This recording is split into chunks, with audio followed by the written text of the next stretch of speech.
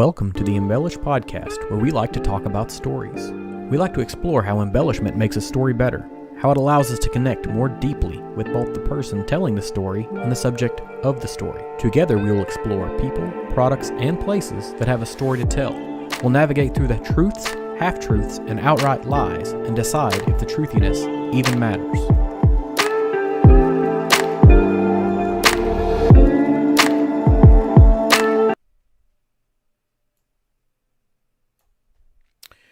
Good evening, thanks for joining me tonight. If you saw by the thumbnail of tonight's image, we're going to be talking about coffee, or as some people might want to call it, bean juice.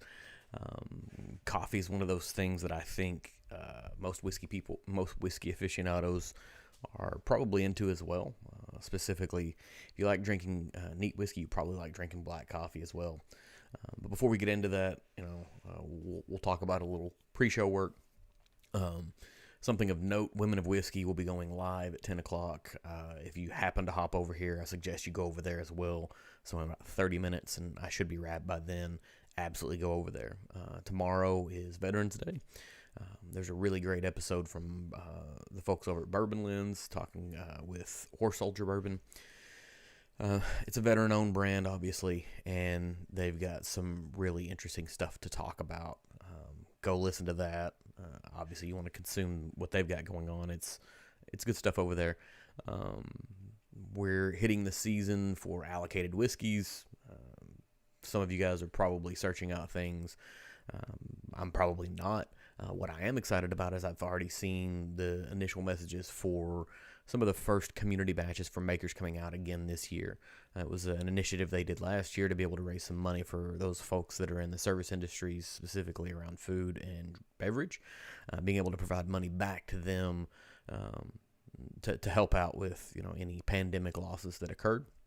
If you see any of those floating around, chase that down. Absolutely look into that. Buy those bottles. I mean, even if you're just a passing whiskey fan, if you can look over my shoulder over here, you can see there's a little bit of Maker's Mark already in place. Sort of a shelf staple, but supporting a great cause there. So absolutely go do that. News. Let's think about news. MGP. This is old, but it's something that I came across this week reading articles. And I knew, I'd read the initial articles on MGP making the change to Ross and Squibb. Didn't know what that meant. I wasn't exactly for sure what it was. Got some clarifying information on it from a series of different articles that exists out there. And so for those of you that are concerned or want to know anything about it, Ross and Squibb is going to be realistically only referring to existing brands that are made by MGP for MGP. So any of the George Remus and the Rossville Union, right? So some of those in-house brands are going to make that shift over to Ross and Squibb, whereas the things that they sell for third-party brands, it's going to remain unchanged, which largely doesn't super matter because a lot of the times the NDAs prohibit anyone from disclosing where that whiskey comes from. So, neither here nor there, but it's an interesting twist. Something that they're doing, and they're obviously going to try to rebrand for their own in-house stuff, which is great to see. They make so much fantastic whiskey that everybody's making a lot of money off of. There's no reason they shouldn't have some house brands and have something a little bit more, with a little more notoriety to it than just MGP. Which carries a lot of things. It's got some historical implications, being the George Ross founded the Rossville Distillery, which is MGP's current campus, and then Squibb is the distillery that was owned by George Remus. There's some historicity inside the name itself, so. Just a little fun stuff. Blue Run put out a whiskey last week maybe, and it's catching a lot of flack this week, which is what I've noticed. They've got some fantastic stuff in the bottle, and people who just drink it and don't think about it too much are really really enjoying it. But whiskey geeks are getting really upset because it's presumably 4-year whiskey that's going for a couple $100, and a lot of people like to get upset and say, oh, they're overcharging. They're charging premium brand or premium prices for something that's 4 years old. But at the end of the day, it doesn't matter.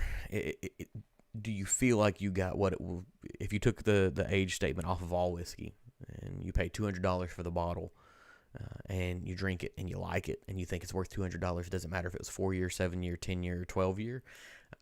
I don't think so, and that's one of those things that we get wrapped up in is age statements. Oh no, it's only 4 years old. I would warrant, and I'm echoing a sentiment that came from I think the guys over at This Is My Bourbon podcast. They were talking about what Wilderness Trail is doing with 4-year whiskey is what some people's 7 or 8 or 10-year whiskey tastes like. So, and they could charge far more for what they're doing than what they already have. So there's that. And then I did stumble across this one, and this one is one that I think a lot of people are going to be really skeptical about. So George Dickel and the Leopold brothers, Leopold, whatever, are collaborating on a historically inspired rye blend. And I don't think that you can find, what we're specifically looking at is combining the 3-chamber rye whiskey and anything from Dickel. And I don't think you can find 2 whiskeys on the market right now that catch more shade than those 2 particular things. As far as what's actually in the bottle, a lot of people really dislike what Dickel is, the minerality of it, and you get that Flintstone vitamins statement that comes from a lot of people. And then the 3-chamber rye is, hit and miss. There's people are really, really either on or off for it because it's such a uniquely odd thing. And I guess what the idea behind it is that 3-chamber rye was a historical whiskey that was made, but it was often blended with column still whiskey to be able to kind of tame it down a little bit because it is very vegetal. It is very floral. It is very much the things that most traditional bourbon and rye drinkers probably are not interested in. But if you put it in as a part of a blend with a column still type whiskey or bourbon, or even rye for that matter, it may tame it down, not necessarily tame it down, may adjust it to where you start to get more recognizable flavor profiles and patterns for them. So that one's going to be an interesting one. I'm absolutely going to search that one out. Was really interested in 3-chamber rye whiskey. Just can't find one locally here in the far reaches of Western Kentucky that is at a moderately reasonable price. I can find retailers, but I'm going to end up spending $300 to get it to my door. And based off of the reviews that have happened with it, I don't think that's anything I can do. Tonight, I'm drinking a White Russian. It's absolutely not whiskey, but we'll talk about what's in it. It's sort of a White Russian, I guess. Didn't have any half and half or any heavy cream or anything like that, so it's just straight milk and with this liqueur that I'm drinking. But we'll talk about that in a little bit. So we'll go on and start talking about bean juice or bean extraction or coffee is what we're really talking about. Like I said earlier, I think coffee is one of those things that most whiskey geeks are in on. It comes with its own set of gadgets, its own set of flavor profiles, its own set of nerdiness that we as beverage geeks really get off on. And it's a place that I personally can connect with family members. On a couple episodes back, I talked about an opportunity to take my dad to the Maker's Mark Distillery and dip his ambassador bottles. Kind of exploring that whole gimmick. And my brother went with us. My brother's not a whiskey drinker at all. He generally doesn't drink, but he is really into coffee. And so through the course of our trip, we were talking about, barrel aged coffees, because that's a thing that exists. Oak and Bond and several other people are aging green coffee beans in whiskey barrels in the interest of imparting some degree of flavor. And so while we were talking through it, I said, well, hey, in the Maker's Mark gift shop, you have the ability to buy some of their French oak staves, the things that they use in the Maker's 46. The staves are actually for sale in there. They use them for smoking or grilling or any other thing like that. It's like, but being the crafty people we are, you might be able to make a box out of it, and he roasts his own beans already, so you might be able to take that wood and construct some type of an aging box to be able to put your green beans in and let them age in there, and kind of have your own experiment. So we explored that for a few months, and the first experiment didn't go so well. We just he just crafted a box, he stuck the beans in it, let them age for a period of time, opened it up, smell them every so often, and it never really took off. And so as he came back to it, he brings his roasted beans, and we grind them up and we try them, and I can't tell a discernible difference between that and regular coffee. So we talked about it a little more, and I said, maybe what we need to do is those staves are just pieces of wood. They've never had any whiskey interaction, so how are they going to pick up any flavors? So what we did next is I actually, took several ounces of Maker's Mark, and I put them in a little 2-ounce bottle with a spray tip on it, and I said, hey, soak down your staves, do that for, a week, spray them a couple times a day for a week, and then put your beans in it so we can actually get maybe that, whiskey has been in this type of situation going on. So we did that, and we were met with some really great results. And so that timeline happened to coincide with this thing that I started seeing pop up on Instagram, and I got super excited about it. So there's this company now. There's this company called Stave and Bean, and Stave and Bean is the brainchild of John Waddell, the single barrel curator at Kentucky Peerless Distilling. And so he's partnering with the Quills in Louisville to do his roasting. He's getting green beans. He's putting them in these Peerless barrels, which makes complete and utter sense, because the man spends his days working on doing single barrel selections from Peerless, which is one of, I think, my favorite what would be considered craft distillers that exists right now. I like the story. I like how they operate. I like the idea that they weren't interested in trying to buy sourced whiskey, and they just sort of made it happen over time. They've got a degree of historicity to them. They've got some great products as well. One of the best things that I've had recently is their double barreled or double oaked. What is it called? The Peerless Double Oak whiskey. It's on the shelf over there. It's super fantastic.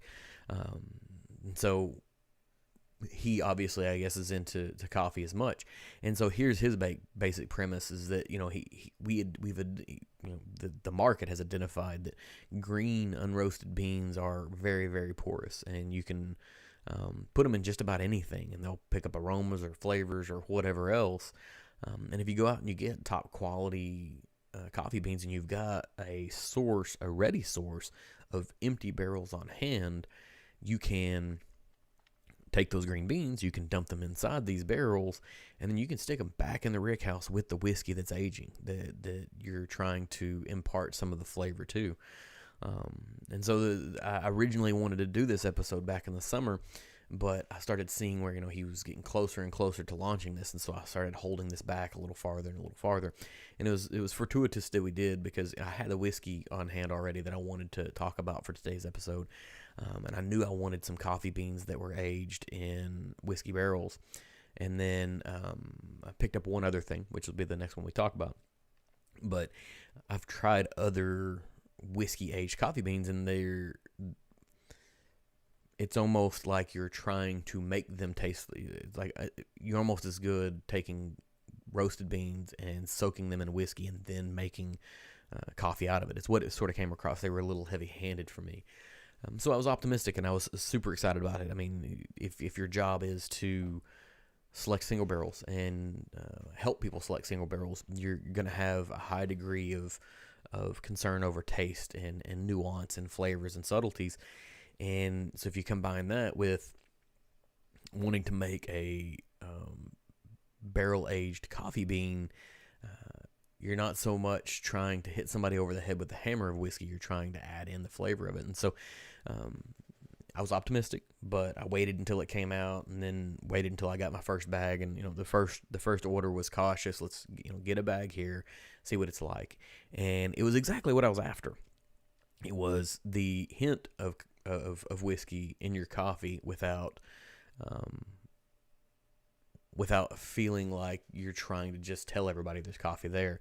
It's not one of those things where some of the other coffee beans that I've had that have been aged in whiskey barrels, I would be concerned drinking a cup of coffee made with those beans while I was at the office, because I might be worried that my coworkers are thinking that I am drinking just straight whiskey in my cup, which, I mean, they know who I am, they know what I'm about, and that's still a distinct possibility. But if I'm doing it, I want to be able to enjoy my coffee without concerning over it. So it adds that nuanced whiskey flavor to it. He has hand selected his beans. He absolutely knows the barrels, and he had the ability to taste them over time. And then he's partnered with Quills, and I don't have enough time to talk about Quills specifically because they are pretty significant in the coffee industry in Louisville specifically, and they've grown into something somewhat more monolithic than that. But I think coffee is making the trend, or is mirroring the trend line that craft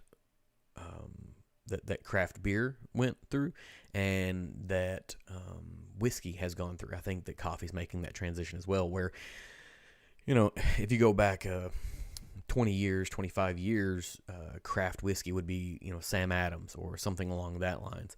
And now we're to the point to where most towns, even a small town like the one that I live in, has a micro distiller or micro brewery on site. They have the ability to produce their own beers, and they have the ability to serve them to a local populace, which is fantastic, But that took 20, 25 years to happen, where, it started in metropolitan areas, and then it moved into, urban areas, suburban areas, and then into rural areas. I think coffee's heading that way as well. And I was watching a YouTube episode about a guy. There's a specific couple that we follow that my wife and I watch pretty regularly. They have a base in Central America where they're growing beans and they're selling them up here in the United States with the intent of, building sustainable communities and making sure that they're doing sustainable practices, but also fair trade practices. But they sort of share that sentiment that we're in a new, third wave of coffee, where it started off with, Folgers, then it went to Starbucks, now it's getting to your local shops, but your local shops are getting more interested in not just buying bulk beans, they're buying beans from nearby roasters and getting as fresh as possible. Most places you can probably drive at least a couple of hours and find someone who has just recently roasted beans that you could have access to and be able to produce. So I think John Waddell and his team over at Stave and Bean has identified a very ripe market, and they've created the appropriate product for it. Enough so that the thumbnail for this video is my second order from them, and I'm on day 4 or 5 consecutive of grinding and drinking this particular offering. It's super fantastic. If you get an opportunity, and I'll put in the show notes links to the brands that I'm talking about today, but obviously they're making some great stuff. And he also has some more unique ages. I think there's an orange curacao and a few other things. So go check that out. Absolutely look into it. They've got a great story. They've got a great head that is working towards things. I saw John out at the Kentucky Bourbon Festival, which he has absolutely no idea who I am, but thanks to social media, we all can kind of be voyeurs into other people's lives. Absolutely a hardworking individual, given everything he's got to peerless, but he's found an extra gear to be able to put into his own offering. So that's when we talk about bean juice, the first round of it is the actual beans. Well, so the next thing I want to talk about, and it's a little whiskey adjacent, I guess. Both of these are what will be considered whiskey adjacent, is Mr. Black coffee liqueur. And in the same time frame that I was sort of waiting around to pick up these Stave and Bean beans, I stumbled across this particular company as a result of Jake from Key in the Lake podcast.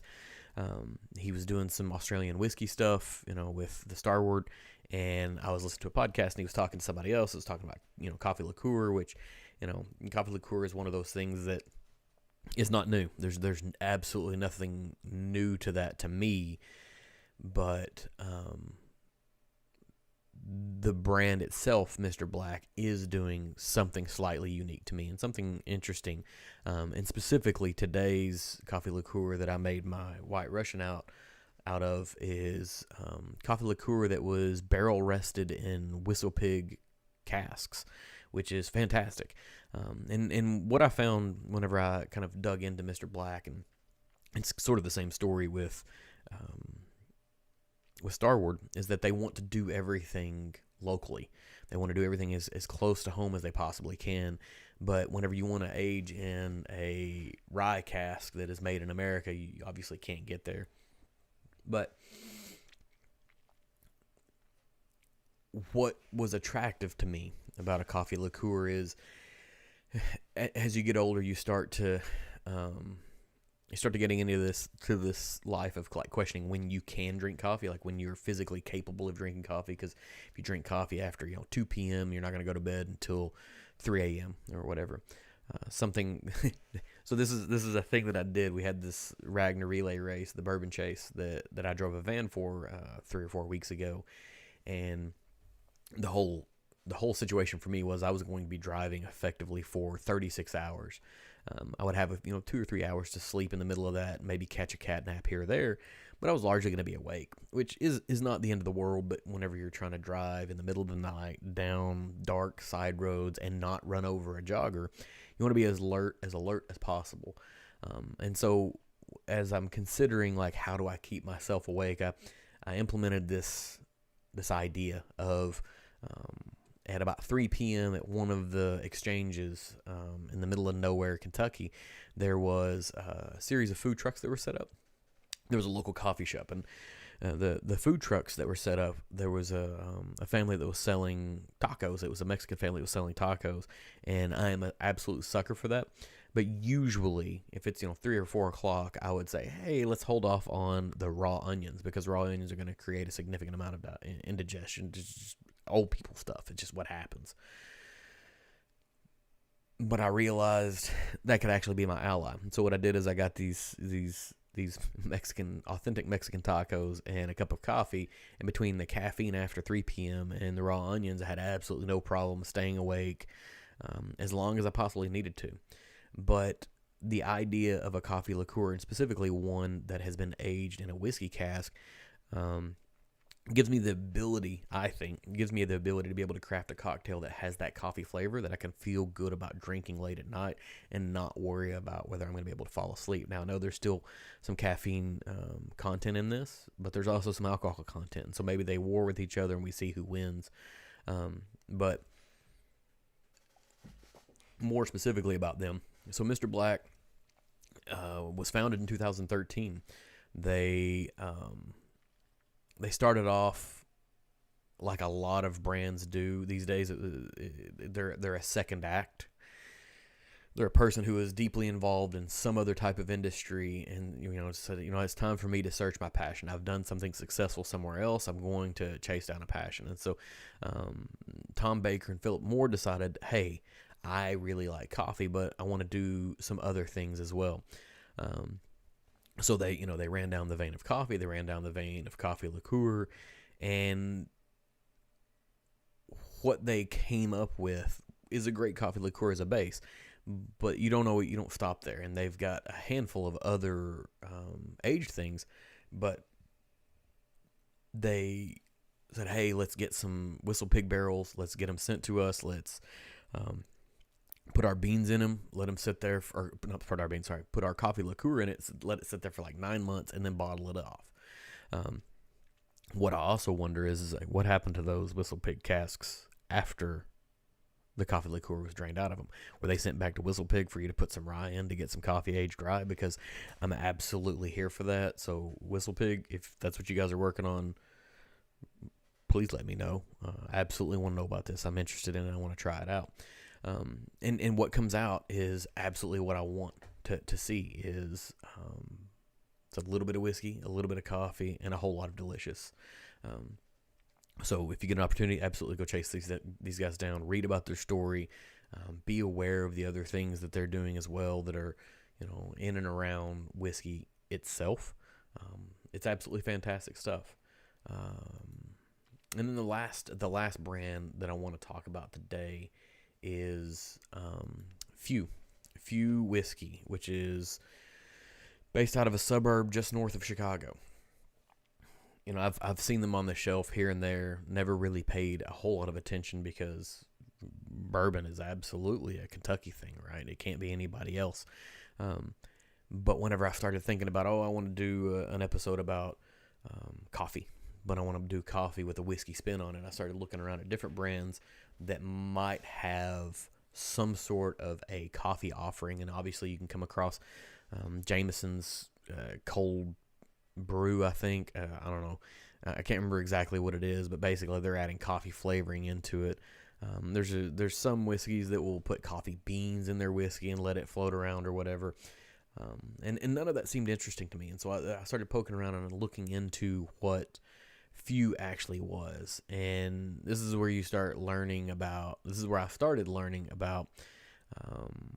this distillery that's in Evanston, which can claim a pretty significant role in whiskey distillation, in prohibition, and in trying to revitalize the whiskey industry around there. The distillery itself is making what a lot of people consider to be some very good whiskey. Bourbon and rye, and they like this phrase of a bold Chicago style twist. And I don't necessarily know what that means, but I was specifically looking for something coffee related, and so I come across this Few Cold Cut. Few Cold Cut was an experiment. They're taking their whiskey and pulling it out of the cask, and when they decide to proof it down, they decide they're going to use cold brew coffee instead of water to proof down the whiskey. And the hope is that they're going to get some cinnamon and clove notes, or dark, rich, roasted notes, or, something else. They're going to get some sort of distinct, unique flavoring profile to the whiskey based off of cutting it with coffee, which I think they absolutely do. I think that if you were a non-whiskey drinker drinking it, you might not be able to tell any difference. But if you drink enough whiskey, you come back to this one, you can. I don't know that it's a direct flavor as much as it is a feel. There's some connection that exists that you can understand. If you are a coffee person and a whiskey person, you're going to be able to connect the dots on it. Otherwise, it's still just an all-around great whiskey. It's sweet, it's delicious, it's caramel, it's all of the things that you expect a bourbon to be. But there's some darkness that sort of exists to it that makes it great, or at least it does to me.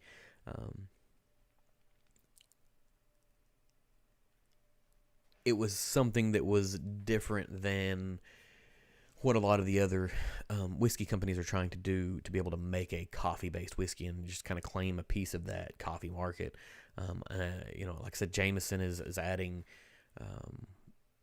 cold brew coffee flavoring to be able to get theirs in there instead of actually putting in any type of coffee. A lot of the other whiskey coffee combos are using a lot of cane sugar or agave syrup or some other thing to sweeten it. And realistically, if you're using bourbon as the base for it, you're already sweet enough. There's no need to do any of those things. So what you come out with is still a super fantastic whiskey that every coffee aficionado can appreciate. If you get an opportunity, pick a bottle of it up. Like I said, I'll put some links in the show notes here. But that's where we're sitting for the night. I've got some whiskey-aged coffee beans. I've got a coffee liqueur that was aged in whiskey barrels. And I've got some bourbon that was cut with cold brew coffee, which is, I think, all, very unique spins on whiskey in and of itself. They're all distinctly good in their own rights. They're not a gimmick with an intent. I guess maybe they are a gimmick. I think that term gets a lot of negative connotation to it. So I'm going to do a thing here that I usually don't do. I'm actually look up the definition of it. Because I think that we have this negative connotation that comes along with gimmick. But kind of like right off the bat, a gimmick is a novel idea or device designed primarily to attract attention or increase appeal. And then there's this comma that says often with little or intrinsic value. And I think that's the difference. I think if we take the first 2/3 of that sentence, every one of these is a gimmick. It's a novel or idea that is trying to attract attention, trying to differentiate themselves in the marketplace. Where it separates from this particular definition of gimmick is that there is an intrinsic value to it. There is some good value to it. These are distinctly good in their own right. And so, some of the other things is a trick or a device intended to attract attention, publicity, or business. Absolutely. It's all of those things. And there's no shame in that. There's absolutely no shame. They're trying to draw attention to the thing that they're making that is distinctly good. And that's what everyone in the industry is doing. But the problem is that they're in I don't want to say a crowded marketplace, because the number of coffee whiskeys out there is not huge. The number of coffee liqueurs probably is. And so you have to maintain some bespokeness, some degree of uniqueness that's going to make you stand out on the shelf, because there's 15 different generic versions of coffee liqueur. Why do I pay more for this other thing? Well, because it's aged in rye barrels, or it's aged in some other type of barrels. It's got some kind of unique flavoring to it, or just genuinely has a great look to it. It'll look fine sitting on my shelf with the other bottles. Because I think if you go to most people's houses that have a bar set up, and maybe it's only a half a dozen or a dozen bottles, but it's unique things to be able to craft cocktails. Your generic liqueurs or mixer type things always get hidden in the back, but a thing like Mr. Black absolutely does not have to. It's a fantastic looking bottle. It's a fantastic product that matches the bottle. It can shine without any other addition. Drinking it straight is like having a very sweet and somewhat boozy espresso drink, but it also, I just have a little bit of milk and it's fantastic. Kind of the same thing for few. They've found a way to make great bourbon. They don't have to make this cold cut version. They make it because it's good, because it is something that can compete inside of that marketplace. And then John Waddell, what he's doing with Stave and Bean, I don't know that anybody else is doing anything any better in that particular marketplace. So fire Sean, absolutely. I'm trying to figure out. Here we go. See, I've never been able to. I'm glad you're here, Zachary Jones. Thanks for showing up. I'm pinning your comment because I want to see it pop up on the screen. I've never done that before, but absolutely want to fire Sean. I think, did you get in on the Advent, the Advent calendar for the Bourbon Junkies? I hope you did. If you did not, that's a shame, but I'll have to share with you another time what I actually put on my bottle that I sent over to them.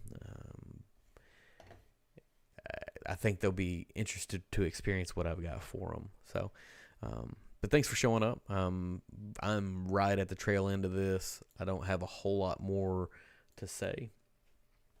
I'm gonna wrap unless you got something interesting that I need to talk about or whatever. So appreciate you being here. Absolutely hop back and watch it from the beginning if you want to, or if you don't want to, share it with somebody, or don't share it with somebody. Like I said early on, Whiskey Women is going live, or should have already gone live. Let me go look. Women of Whiskeys is live right now. They've got 26 folks over there, so if you're here, you probably should be there because it's going to be a far better stream. Go take care of that, and thanks for being here tonight.